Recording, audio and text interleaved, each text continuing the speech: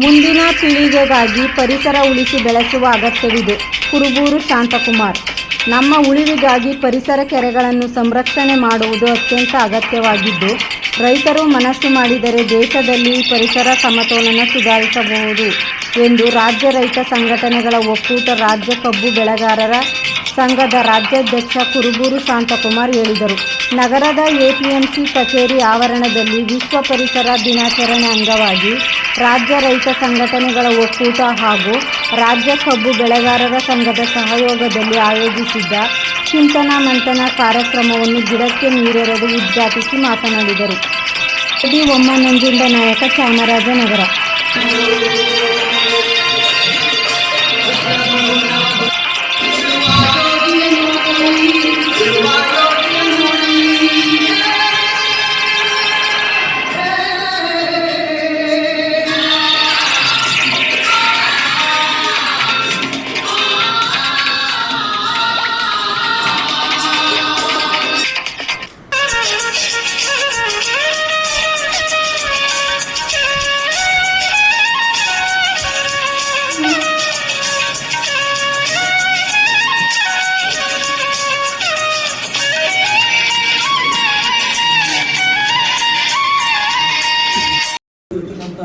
ಮಿತ್ರ ಪತ್ರಕರ್ತರ ಸಿಸಿಂಚವರೇ, ಸಹಾಯಕ ಅರಣ್ಯ ಸಂರಕ್ಷಣಾಧಿಕಾರಿ ಮಂಜುನಾಥ್ ಅವರೇ, ಮತ್ತು ಬಸವಣ್ಣವರೇ, ಮತ್ತೊಬ್ಬ ಮಂಜುನಾಥ್ ಅವರೇ, ಮತ್ತು ನಮ್ಮ ಶಾಲಾ ಮುಖ್ಯೋಪಾಧ್ಯಾಯರಾದಂಥ ಗೌರವನವರೇ, ರೇವಣ್ಣವರೇ, ನಮ್ಮ ಜಿಲ್ಲಾ ಅಧ್ಯಕ್ಷ ರೇವಣ್ಣವರೇ, ಸೋಮಶೇಖರವರೇ, ಇವತ್ತು ಬಹಳ ಅಮೂಲ್ಯವಾದಂಥ ದಿನ. ಯಾರಿಗೂ ಕೂಡ ಇದು ಗೊತ್ತಿಲ್ಲ. ನಾವು ಊಟ ತಿನ್ನಬೇಕಾದ್ರೆ ಯಾವುದು ಒಳ್ಳೆಯ ಊಟ, ಚೆನ್ನಾಗಿರೋ ಊಟ ಅಂತ ನೋಡ್ತೀವಿ. ಆದರೆ ಪರಿಸರ ಯಾವುದ್ರ ಬಗ್ಗೆ ಕಾಳಜಿ ಇಲ್ಲ. ಕಳೆದ 1.5 ತಿಂಗಳಿಂದ ಬೆಂಗಳೂರಿನಲ್ಲಿ ನಾವೊಂದು ಪರಿಸರ ಮತ್ತು ಕೆರೆ ಸಂರಕ್ಷಣೆ ಬಗ್ಗೆ ಒಂದು ಕಾರ್ಯಾಗಾರ ಮಾಡಿದ್ವಿ. IASCB ಸಂಶೋಧಕರಾಗಿರುವಂಥ ರಾಮಪ್ರಸಾದ್ ಅವರು ಬಂದರು. ಅವ್ರು ಹೇಳಿದಂಥ ಸಂಗತಿಗಳು ನನಗೆ ನಿಜವಾಗ್ಲೂ ಕೂಡ ಆಘಾತಕಾರಿಯಾದ ವಿಚಾರಗಳು ಅಂತ ನನಗೆ ಭಾಳ ಮನವರಿಕೆ. ಅವತ್ತೇ ರಾಜ್ಯ ಮಟ್ಟದಲ್ಲಿ ತೀರ್ಮಾನ ಮಾಡಿ ಎಲ್ಲ ಜಿಲ್ಲೆಗಳಲ್ಲಿ ಪರಿಸರ ದಿನಾಚರಣೆ ಅಂಗವಾಗಿ ಅವರು ಮರ ನೆಡುವಂಥ ಕಾರ್ಯಕ್ರಮಗಳನ್ನ ಮಾಡಬೇಕು ಮತ್ತು ಕೆರೆಗಳನ್ನು ಸಂರಕ್ಷಣೆ ಮಾಡಬೇಕು ಅನ್ನುವಂಥ ತೀರ್ಮಾನವನ್ನು ಕೈಗೊಂಡು ಎಲ್ಲ ಜಿಲ್ಲೆಗಳಿಗೆ ಸೂಚನೆಯನ್ನು ಕೊಟ್ಟಿದ್ದೀವಿ. ಇವತ್ತು ಬಹುತೇಕ ನಮ್ಮ ಸಂಘಟನೆಯ ಎಲ್ಲ ಜಿಲ್ಲೆಗಳಲ್ಲಿ ಈ ಕಾರ್ಯವನ್ನು ಮಾಡ್ತಾ ಇದ್ದಾರೆ. ಅವ್ರು ಹೇಳೋದು ಏನು ಅಂತ ಹೇಳಿದ್ರೆ, ಬೆಂಗಳೂರಲ್ಲಿ 1 ಕೋಟಿ ಜನ ಇದ್ದಾರೆ, 15 ಲಕ್ಷ ಮರ ಇದೆ. ಒಂದೊಂದು ಮರ 7 ಜನಕ್ಕೆ ಆಮ್ಲಜನಕ ಕೊಡ್ತಾ ಇದೆ. ನಾವು ಉಸಿರಾಡುತ್ತಕ್ಕಂಥ ಆಮ್ಲಜನಕ ಮರದಿಂದನೇ ಬರೋದು, ಬೇರೆ ಎಲ್ಲಿಂದನೂ ಬರೋದಿಲ್ಲ. ಅದನ್ನು ಯಾರು ಅರ್ಥನೆ ಮಾಡಬೇಕಿಲ್ಲ. ನಾವು ಜನಸಂಖ್ಯೆ ಹೆಚ್ಚಳ ಮಾಡಲಿಕ್ಕೆ ಪ್ರಯತ್ನಗಳನ್ನು ಮಾಡ್ತಾ ಇದ್ದೀವಿ, ಆದರೆ ಮರಗಳನ್ನು ಹೆಚ್ಚಳ ಮಾಡಲಿಕ್ಕೆ ಪ್ರಯತ್ನಗಳ ಸಂಖ್ಯೆ ಕಡಿಮೆ ಇದೆ, ತುಂಬ ಕಡಿಮೆ ಇದೆ. ಮರ ಕಡಿಮೆ ಆಗಿದೆ, ಜಾಸ್ತಿ ಆಗಿದೆ ಅಂತ ಹೇಳ್ತಾರ. ನಾನು ಸುಮಾರು 40 ವರ್ಷಗಳಿಂದ ವ್ಯವಸಾಯ ಮಾಡ್ತಿದ್ದಾಗ ಇದ್ದಂಥ ಮರಗಳ ಸಂಖ್ಯೆಗಳು ಇವತ್ತಿರುವಂಥ ಮರಗಳ ಸಂಖ್ಯೆಗಳು ಜಾಸ್ತಿ ಆಗಿದೆ. ಆದರೆ ಜನಸಂಖ್ಯೆಗೆ ಆಧಾರದಲ್ಲಿ ಹೇಳೋದಾದರೆ ನಮ್ಮ ಸಂಖ್ಯೆ ಕಡಿಮೆ ಇದೆ.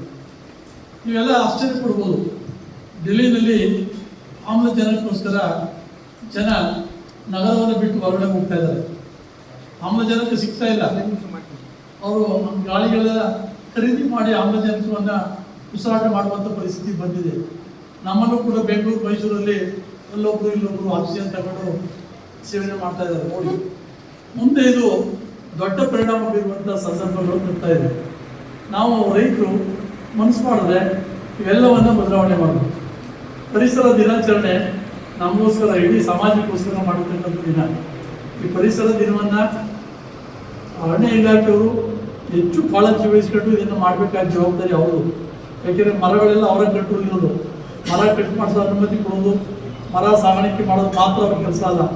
ಪರಿಸರವನ್ನು ಕಾಳಜಿಯನ್ನು ಜಾಗೃತಿಗೊಳಿಸುವಂಥ ಕೆಲಸ ಅರಣ್ಯ ಇಲಾಖೆಯವರು. ಇದನ್ನು ಮಂಜುನಾಥ್ ಅವರು, DF ಅವರು ಸಂಬಂಧಪಟ್ಟವರೇ ಮಾಡಬೇಕಾಗಿತ್ತು ಕೆಲಸನ. ಅವರು ಮಾಡ್ತಾ ಇರ್ಬೋದು ಬೇರೆ ಬೇರೆ ಕಡೆ. ಎಲ್ಲ ವರ್ಗದ ಜನರನ್ನು ಕ್ರೋಢೀಕರಿಸ್ಕೊಂಡು ಕಾರ್ಯಕ್ರಮಗಳನ್ನ ಮಾಡಿದ್ರೆ ಸ್ವಲ್ಪ ಜಾಗೃತಿ ಬರ್ತದೆ. ನಾನು ಮಕ್ಕಳನ್ನ ಕರ್ಕೊಂಡು ಬಂದು ಹೇಳಿದೆ, ಯಾಕೆ ಮೇಡಮ್ ಅವರಿಗೆ ಮಕ್ಕಳು ಮುಂದೆ ಪರಿಸರದ ಬಗ್ಗೆ ತಿಳ್ಕೊಂಡಿದ್ರೆ ಅವರಿಂದಲೂ ಕೂಡ ಒಂದಷ್ಟು ಉಪಕಾರ ಆಗ್ತದೆ ಅನ್ನುವಂಥ ವಿಚಾರ ಇಟ್ಕೊಂಡು ಅವ್ರ ಕರ್ಕೊಂಡು ಇರ್ತೇವೆ. ಈ ಒಂದು ರೀತಿ ಎಲ್ಲ ವರ್ಗದವ್ರನ್ನ ಸೇರಿಸ್ಕೊಂಡು ನಾವು ಪರಿಸರವನ್ನು ಕಾಪಾಡುವಂಥ, ಪರಿಸರವನ್ನು ಬೆಳೆಸುವಂಥ ಕೆಲಸವನ್ನು ನಾವು ಮಾಡಬೇಕಾಗ್ತದೆ. ಇವತ್ತು ಮೊನ್ನೆ ನಾನು ಹೋದ ವಾರ ಮೈಸೂರಲ್ಲಿ ಒಂದು ಕಾರ್ಯಾಗಾರ ಮಾಡಿದೆ.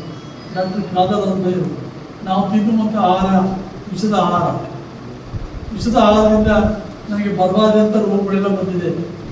ನಾವು ಸರಿಯಾದ ಆಹಾರ ತಿಂದರೆ ನಮಗೆ ರೋಗ ಬರೋದು ಕಡಿಮೆ ಆಗ್ತದೆ. ಇವತ್ತು ಆಸ್ಪತ್ರೆಗಳಿಗೆ ದುಡ್ಡು ಕೊಡ್ತಾ ಇದ್ದೀವಿ, ರೈತರು ವ್ಯವಸಾಯ ಮಾಡ್ತಿದ್ದೀರಿ. ವ್ಯವಸಾಯದಲ್ಲಿ ಲಾಭ ಮಾಡೋಕ್ಕೋಸ್ಕರ ನೀವು ಏನೇನೋ ಬೆಳೆದು ಕೀಟನಾಶಕ ಹಾಕಿ, ರಸಗೊಬ್ಬರ ಹಾಕಿ ಎಲ್ಲವನ್ನ ಬೆಳೆದು ತಗೊಂಡು ಮಾರ್ಕೆಟಿಗೆ ಕೊಡ್ತಿದ್ದೀರಿ, ನೀವು ತಿಂತಿದ್ದೀರಿ. ಆದರೆ ಒಂದು 1,000 ರೂಪಾಯಿ, 10,000 ರೂಪಾಯಿ, 20,000 ರೂಪಾಯಿ ಲಾಭ ಬರ್ಬೋದು ನಿಮಗೆ. ಆದರೆ 20,000 ರೂಪಾಯಿ ಲಾಭಕ್ಕೆ 2 ಲಕ್ಷ ರೂಪಾಯಿ ಆಸ್ಪತ್ರೆಗೆ ಕೊಡ್ತಾ ಇದ್ದೀರಿ, ಡಾಕ್ಟರ್ಗಳು ಕೊಡ್ತಾ ಇದ್ದೀರಿ.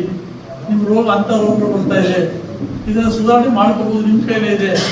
ರೈತರು ಮನಸ್ಸು ಮಾಡಿದ್ರೆ ಈ ದೇಶದ ಸುಧಾರಣೆಯನ್ನು ಒಂದು ವ್ಯವಸ್ಥೆಯಲ್ಲಿ ಬದಲಾವಣೆ ಮಾಡ್ಬೋದು ಅನ್ನುವಂಥ ಮಾತು ಹೇಳೋದು ಖಂಡಿತ ಸತ್ಯ.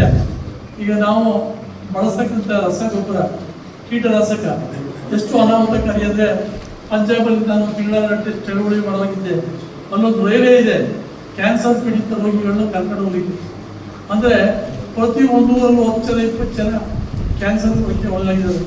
ಯಾಕೆ ಅಂತ ಹೇಳಿದ್ರೆ, ಇಡೀ ನಮ್ಮ ದೇಶದಲ್ಲಿ ಹೆಚ್ಚು ರಸಗೊಬ್ಬರ ಬಳಸ್ತಕ್ಕಂಥದ್ದು, ಹೆಚ್ಚು ಕೀಟನಾಶಕ ಬಳಸ್ತಕ್ಕಂಥದ್ದು ಪಂಜಾಬಲ್ಲಿ ನಂಬರ್ 1, ಅಷ್ಟೊಂದು ಬಳಸ್ತಾ ಇದ್ದಾರೆ. ಅದು ಬಿಟ್ಟರೆ ತೆಲಂಗಾಣ ರಸಗೊಬ್ಬರ ಬಳಕೆ, ಕೀಟನಾಶಕ ಬಳಕೆ ಇದೆ. ಈ ಒಂದು ಹಿನ್ನೆಲೆಯಲ್ಲಿ ಅಲ್ಲಿ ಬರಬಾರದಂಥ ರೋಗಗಳು ಬಂದಿದೆ. ನಮ್ಮಲ್ಲೂ ಕೂಡ ಕೆಟ್ಟ ಕಾಯಿಲೆಗಳೆಲ್ಲ ಬಂದಿದೆ. ಇವತ್ತು ಕಾಯಿಲೆಗಳನ್ನ ಹೇಳ್ತಾ ಇದ್ರೆ ನಮಗೆಲ್ಲ ಆಶ್ಚರ್ಯ ಆಗ್ಬೋದು. ಮೆದುಳನ್ನ ಕುಯ್ದು 2 ಭಾಗ ಮಾಡಿ ಗೊತ್ತಿಲ್ವಾ ಎಂತ ರೋಗಗಳು ಮೆದುಳನ್ನ ಕ್ಲೀನ್ ಮಾಡ್ತಾರೆ ಅಂತ ಹೇಳಿದ್ರೆ ಎಷ್ಟು ವಿನಾಶಕಾರಿ ರೋಗಗಳನ್ನ ನಾವು ಎದುರಿಸ್ತಾ ಇದ್ದೀವಿ. ನಾವು ತಿನ್ನುವಂತ ಆಹಾರ, ನಾನು ದೂರ ಹೇಳ್ಬೇಕಾಗಿಲ್ಲ, ನನಗೆ ಅರಿವಾದಂಥ ಆಹಾರ 2018 ನೀವೇ, ಕೀಟನಾಶಕ ಬಳಸಿದ್ರು ನೀವೇ. ಈಗ ನಾವೆಲ್ಲ ಅಡಿಕ್ಟ್ ಆಗ್ಬಿಟ್ಟಿದ್ದೀವಿ. ಸಡನ್ ಆಗಿ ನೀವು ಸಾವಯವ ಮಾಡಿದರೆ ದರಬಡಿ ಇದೆಯಾ, ಕೊಟ್ಟಿಗೆ ಗೊಬ್ಬರ ಇದೆಯಾ? ಆಗಲ್ಲ. ಒಂದು 4-6 ವರ್ಷ ಬೇಕು, ಏಕೈಕಿ ಬದಲಾವಣೆ ಆಗಲ್ಲ. ನಾವು ವ್ಯವಸಾಯ ಮಾಡಾಗ 80 ಲಕ್ಷ ಮಿಲಿಯನ್ ಟನ್ ಆಹಾರ ಬೆಳೀತಾ ಇದ್ವಿ. ಇವತ್ತು 365 ಲಕ್ಷ ಮಿಲಿಯನ್ ಟನ್ ಆಹಾರ ಬೆಳೀತಾ ಇದ್ವಿ. ನಾವು ಬೆಳೆದ ಆಹಾರವನ್ನು ಶ್ರೀಲಂಕಾ ದೇಶಕ್ಕೆ, ಬೇರೆ ಬೇರೆ ದೇಶಗಳಿಗೆ ನಮ್ಮ ಪ್ರಧಾನಿಗಳು ದಾನ ಮಾಡ್ತಾ ಇದ್ದಾರೆ. ರೈತರು ಆತ್ಮಹತ್ಯೆ ಆಗಿದ್ದಾರೆ. ರೈತರಿಗೆ ಸಮಸ್ಯೆಗಳ ಮೇಲೆ ಸಮಸ್ಯೆನೇ. ಬಹಳ ವರ್ಷಗಳಿಂದ ಇದ್ದಂಥ ಸಮಸ್ಯೆಗಳೇ ಬೇರೆ, ಈಗ ಇರುವಂಥ ಸಮಸ್ಯೆಗಳೇ ಬೇರೆ. ಆ ಹಿನ್ನೆಲೆಯಲ್ಲಿ ರೈತರು ಕೂಡ ಜಾಗೃತಿ ಆಗಬೇಕಾಗ್ತದೆ. ತುಂಬ ವಿನಾಶಕಾರಿ ಪರಿಸ್ಥಿತಿಗೆ ಹೋಲಿಕೆ ಬಂದು ನಾವು ಎಚ್ಚೆತ್ತುಕೊಂಡ್ರೆ ಖಂಡಿತವಾಗೂ ಕೂಡ ಸುಧಾರಣೆ. ಶುಭಾಶಯಗಳು. ವೇದಿಕೆ ಮೇಲೆ ಉಪಸ್ಥಿತರಾಗಿರ್ತಕ್ಕಂಥ ನಮ್ಮ ರೈತ ರತ್ನ ಶಾಂತಕುಮಾರ್ ಅವರೇ, ಬಸವಣ್ಣ ಅವರೇ, ಸಿದ್ಧಲಿಂಗ ಸ್ವಾಮಿ ಸೋಮಶೇಖರ್, ವಿಶ್ವ ಪರಿಸರ ದಿನಾಚರಣೆಯನ್ನು ಆಚರಣೆ ಮಾಡ್ತಾ ಇದ್ದೇವೆ.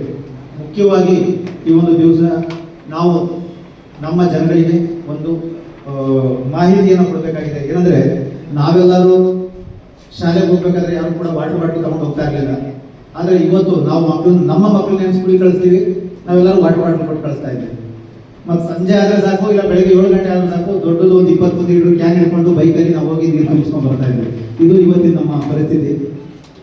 ಇದರಲ್ಲೇ ನಮಗೆ ಒಂದು ವಿಚಾರ ಗೊತ್ತಾಗ್ತಾ ಇದೆ. ಏನಂದರೆ, 15-20 ವರ್ಷದಿಂದ ನಾವೇನು ಸುಮ್ಮನೆ ಶಾಲೆಗೆ ಹೋಗ್ತಾ ಇದ್ದೋ, ಅವತ್ತು ಯಾರು ಕೂಡ ನಾವು ನೀರಿನ ಬಾಟಲ್ ತಗೊಂಡು ಹೋಗ್ತಿರಲಿಲ್ಲ.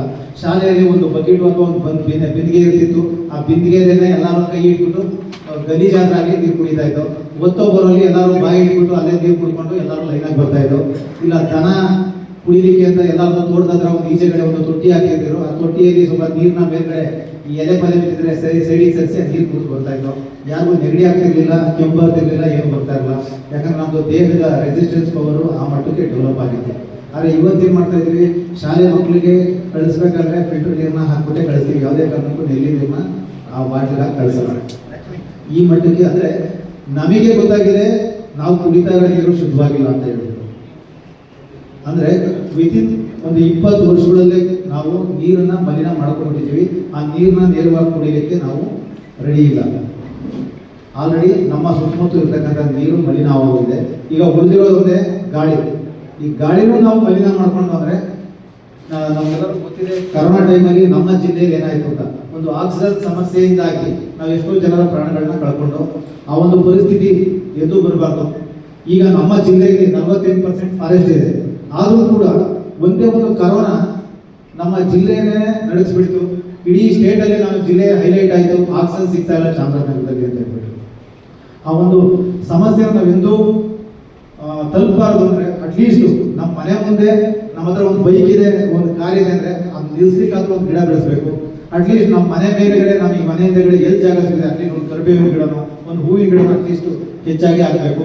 ಒಂದು ಅದೃಷ್ಟ ಏನಂದ್ರೆ ಚಾಮರಾಜನಗರ ಜನತೆದು, ಚಾಮರಾಜನಗರ ಜನತೆ 50% ಅರಣ್ಯ ಇಟ್ಕೊಂಡಿದ್ದಾರೆ. ಅದು ನಮ್ಮ ಪೂರ್ವಜರು ಮಾಡಿರೋ ಪುಣ್ಯ. ಆ ಪುಣ್ಯದ ಫಲವಾಗಿ ನಮ್ಮ ಪೂರ್ವಜರು ನಾವು ಇವತ್ತು 50% ಅರಣ್ಯವನ್ನು ಇಟ್ಕೊಂಡಿದ್ದೀವಿ. ಅತ್ಯುತ್ತಮವಾದ ಗ್ರೀನ್ ಕವರ್, ಹಸಿರು ಹೊದಿಕೆ ನಮ್ಮ ಜಿಲ್ಲೆಯಲ್ಲಿದೆ. ಆ ಜಿಲ್ಲೆಯಲ್ಲಿ ಇರ್ತಕ್ಕಂಥ ಹಸಿರು ಹೊದಿಕೆಯನ್ನು ನಾವು ಇದನ್ನ ಹಾಗೆ ಮುಂದುವರಿಸ್ಕೊಂಡು ಹೋಗ್ಬೇಕು. ಕೇವಲ ಅರಣ್ಯ